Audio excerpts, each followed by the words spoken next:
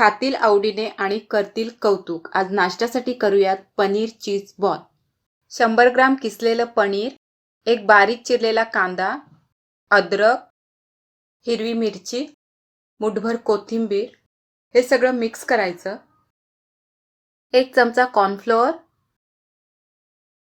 1 चमचा चण्याचं पीठ, पाव वाटी तांदळाचं पीठ, मीठ हे सगळं पुन्हा मिक्स करायचं।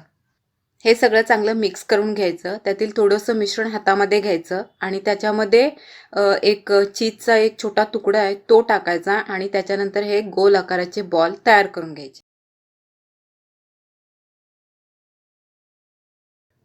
हे पनीरचे बॉल तयार आहेत। आता आपल्याला एकच काम आहे ते म्हणजे तेलामधून फ्राय करून घ्यायचे। फ्राय केल्यानंतर तयार आहेत मस्त असे पनीरचे चीज बॉल जे घरातील आवडीने खातील आणि भरपूर कौतुक करतील।